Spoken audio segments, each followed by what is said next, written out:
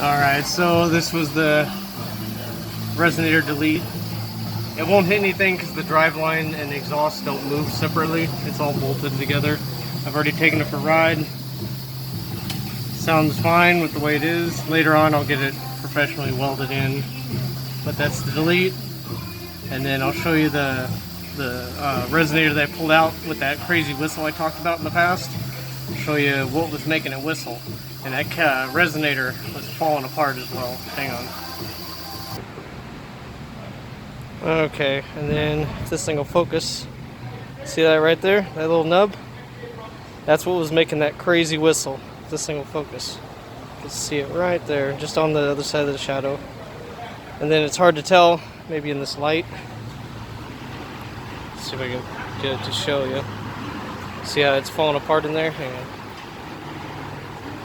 And this thing's terrible. I'm trying to look through the camera. But all the way, it's hard to tell on camera now. I can't.